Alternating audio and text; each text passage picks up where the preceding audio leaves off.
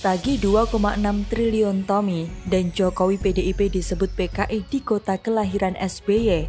Ditulis oleh Anto Cahaya di siwar.com.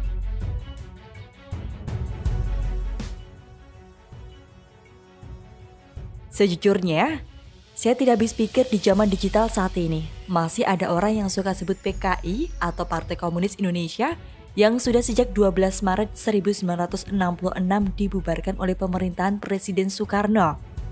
Ini sebetulnya kumpulan orang bego atau tak paham apa itu PKI dan hanya ikut-ikutan saja?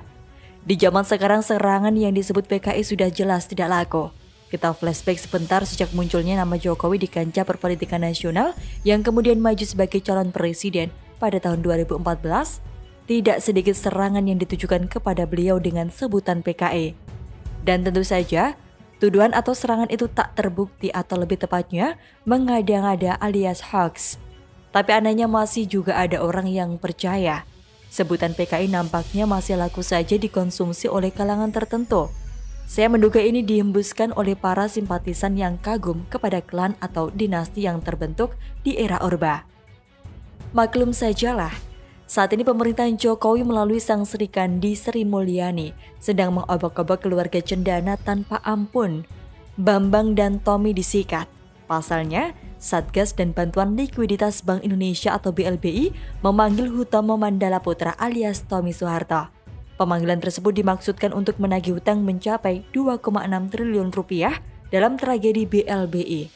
Mengutip pengumuman Satgas BLBI yang tayang di Kompas Senin 23 Agustus 2021, Tommy dipanggil sebagai pengurus PT Timor Putra Nasional.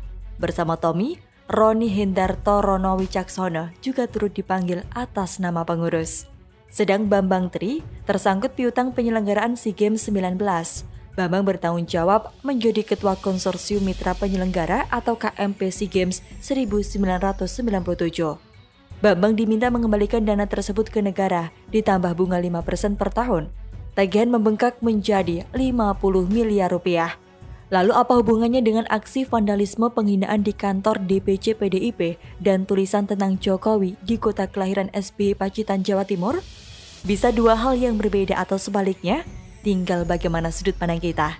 Tapi yang jelas, hanya Presiden Jokowi yang berani mencoba mengobrak-abrik keluarga cendana selama ini. Dan setiap ada gonjang-ganjing keluarga cendana ini selalu diiringi dengan sebuah semiotik yang seolah sebagai kode kepada pemerintah, dalam hal ini Presiden Jokowi. Lantas, apa hubungannya dengan PDIP? Sudah jelas, PDIP adalah kendaraan politik dari Presiden Jokowi dan PDIP juga partai pemenang pemilu 2 kali berturut-turut, bahkan elektabilitas hasil survei selalu menempatkan partai ini menjadi pemuncak. Kiranya aksi vandalisme akhir-akhir ini yang menyerang pemerintah sudah mulai menyerang partai dan juga tokoh. Terkhusus di kota Pacitan ini menimbulkan pertanyaan, mengapa di kota kelahiran mantan Presiden SBY yang dipakai untuk mengirimkan sinyal tersebut? Seperti yang diberitakan oleh rekan Detik berikut ini, aksi vandalisme terjadi di kantor DPC PDIP Pacitan, Jalan WR Supratman. Sedikitnya ada 3 coretan di kawasan tersebut. Semuanya bertuliskan PKI. Coretan pertama terdapat pada simbol kepala banteng yang merupakan bagian dari papan nama kantor. Berikutnya tulisan serupa juga ditemukan di tembok dan kaca kantor tersebut. Untuk yang di kaca sudah kita bersihkan, kata Ketua DPC PDIP Kabupaten Pacitan, Eko Setiaranu kepada Detikcom Selasa 24 Agustus 2021. Bahkan tak sampai di situ, tulisan serupa juga ditemukan di era perempatan Jalan Lintas Selatan atau JLS. Tepatnya di papan berwarna merah yang berdekatan dengan SPBU Mini. Isinya bahkan menyebut nama Jokowi dan mengaitkan dengan partai terlarang. Semestinya sekelas kantor DPC semestinya sudah dilengkapi dengan CCTV. Seharusnya hal yang seperti ini, dan sekali lagi di zaman sekarang alat pemantau semacam CCTV sangat penting. Daripada dana habis hanya untuk membuat baliho, apa salahnya DPD sudah mulai memikirkan hal yang terlihat sederhana tetapi sangat berguna tersebut? Menggelikan memang, apa iya kalah dengan rumah, toko atau warung sederhana? Kabupaten Pacitan sendiri diketahui merupakan basis kuat Partai Demokrat. Ya maklum saja, seperti yang sudah saya sebutkan di atas, mantan Presiden SBY lahir di kota ini. Bahkan sejak pemilu 2004 sampai 2019, Demokrat di daerah ini tak tergoyahkan.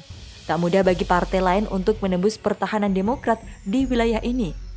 Saya kira tidak sulit bagi aparat setempat untuk mengurai aksi vandalisme yang terjadi di Kota Pacitan yang menimpa Presiden Jokowi dan PDIP. Berkaca pada aksi vandalisme Open BO Puan Maharani di baliho beberapa waktu yang lalu. Sebab jika aksi-aksi semacam ini tidak segera dibasmi, maka akan menular ke daerah yang lainnya. Seperti yang sudah saya tuliskan di Kota Solo. Bagaimana Wali Kota Solo Gibran Rakabuming Raka sampai mempersilahkan para pelaku vandalisme untuk menemuinya. Dan menurut saya, mereka tak akan berani. Hanya kumpulan manusia pengecut yang berniat kotori wajah kota. Saya usul, bagi pelaku vandalisme, jika tertangkap sebaiknya wajah mereka distempel jidatnya agar jera dan tahu rasanya bagaimana jika wajahnya dibuat kotor. Demikian, salam Anto Cahaya.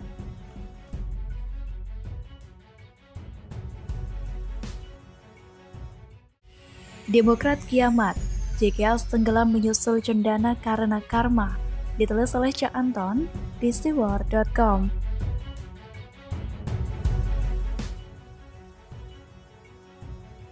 Pak SBY sudah menjadi Presiden Indonesia selama 2 periode. Ia sudah mampu melukis sejarah baru dan menutupi sejarah lamanya saat ia masih menjadi jenderal pada masa Orde Baru. Jenderal yang juga dianggap menjadi perpanjangan tangan besi Soeharto dalam tragedi Kuda Tuli. Jika sejarah kelam di masa Orde Baru sudah dianggap tertutupi dengan sejarah baru, entah apa yang ingin ditutupi oleh SBY selanjutnya. Sehingga ia ogah pensiun demi menempatkan anaknya menjadi tokoh politik di Indonesia. Karena ada kesan ia begitu ngoyo dan memaksakan diri dalam menaikkan AHY di pentas politik Indonesia. Kalau dibilang SBY ogah pensiun demi Indonesia, kita tentu saja berpikir keras untuk menggali kembali apa yang dilakukannya saat 10 tahun menjabat menjadi presiden di Indonesia. Adakah peninggalan yang bisa dipamerkan pada anak cucu kita dengan berkata, ini dulu dibangun pada zaman Pak SBY. Sebab peninggalan yang begitu terkenal adalah Candi Hambalang, hingga 34 proyek pembangkit listrik yang mangkrak. Saya berharap AHY berbeda dari SBY, tetapi harapan itu pupus karena AHY sepertinya sudah terbiasa menjadi anak manja. Tidak hanya untuk ke Pilkada Jakarta tahun 2017, bahkan menjadi ketua umum partai pun tidak luput dari karpet merah yang dipersiapkan sang bapak. Asumsinya begini, kalau benar terpilihnya AHY secara aklamasi dalam pemilihan ketua umum Partai Demokrat tanpa campur tangan SBY, saya rasa KLB yang bikin rame memenangkan Muldoko jadi ketua umum tidak akan membuat SBY turun gunung demi menyelamatkan kursi kekuasaan sang buah hati. Pengalaman AHY bisa dibilang belum cukup, dan ia tergantung pada SBY sang orang tua sekaligus mentornya. Sebagai anak kandung dan anak didik, tentu saja ada potensi cara-cara yang dipakai AHY tidak jauh-jauh dengan cara SBY. Kalau sudah begitu, kesimpulannya sudah jelas, yaitu AHY sama dengan SBY, memberikan tempat untuk AHY, sama saja memberi tempat untuk SBY. Kalau memang SBY berharap AHY itu tangguh dan hebat, semestinya jangan dididik menggunakan cara lama. Jangan diajarkan strategi terzalimi seperti yang tersirat dalam lukisan yang diberikannya pada AHY. Lukisan yang dipropagandakan dalam media memiliki filosofi kokoh laksana batu karang, lentur bagai samudra.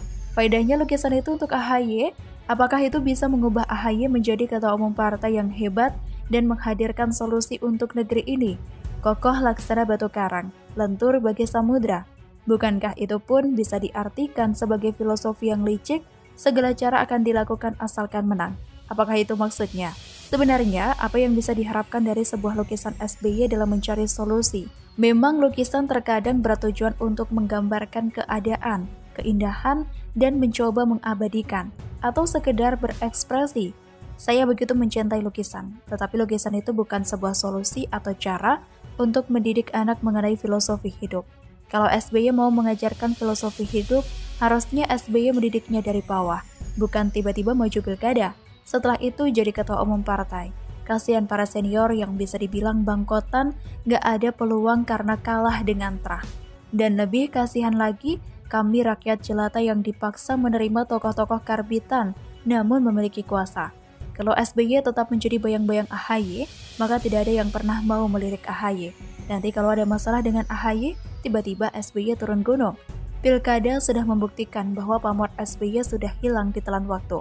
Turunnya perolehan Partai Demokrat pun mau nggak mau sebagai pembuktian bahwa modal nama SBY saja tidak cukup untuk membuat Demokrat bertahan. Jika sudah begitu, itu sama saja mengundang kiamat untuk Partai Demokrat. Jika SBY berhasil menutupi kiprahnya pada masa Orde Baru dan berhasil, keluarga Cendana tak mampu melakukan itu. Meskipun berbagai cara dilakukan, bahkan ketika Tommy Soeharto membuat Partai Berkarya, sudah gurem dikudeta oleh kadernya sendiri pula. Tidak hanya itu, meskipun propaganda rindu Soeharto dilakukan, hal tersebut tak mampu menutupi julukan kepada Soeharto sebagai pemimpin diktator terkorup di zamannya. Menggemborkan lagi zaman Soeharto yang di buku-buku saat itu dituliskan mampu swasembada pangan pun tak mampu menaikkan nilai jual Partai Berkarya, besutan keluarga Cendana. Itu semua karena meskipun dulu di buku sekolah disebutkan Indonesia bisa swasembada pangan, namun pada kenyataannya banyak rakyat yang terpaksa makan nasi tiwul hingga jagung karena nggak mampu beli beras. Segala upaya sudah dilakukan oleh keluarga Cendana untuk menghilangkan stigma buruk Soeharto.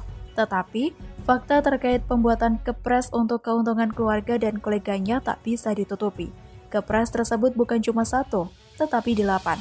Yang pertama, Kepres nomor 36/1985 tentang pajak pertambahan nilai yang terutang atas penyerahan dan impor barang terkena pajak tertentu ditanggung pemerintah. Kepres ini dianggap membuka keran KKN pajak impor.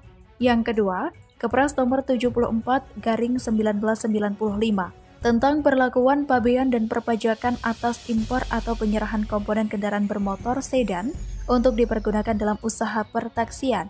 Kepres ini dianggap menguntungkan perusahaan taksi Mbak Tutut yang menggunakan Proton Saga.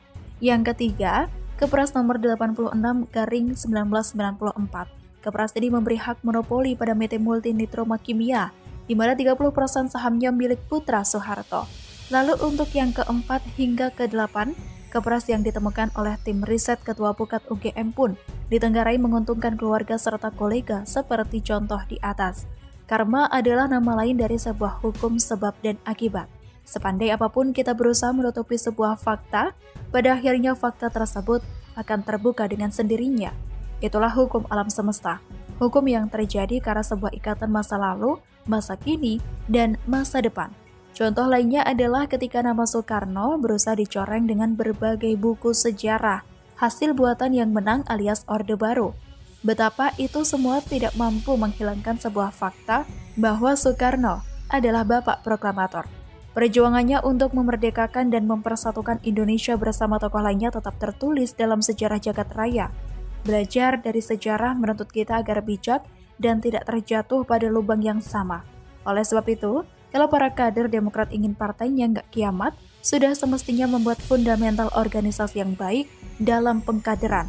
Begitu pula dengan Trah Cikeas. Kalau tak ingin tenggelam seperti Trah Cendana, sebaiknya tidak perlu berambisi untuk memaksakan kehendak dalam meraih kekuasaan dalam politik kembali jika masih menggunakan cara lama. Udah itu aja. Cak Anton.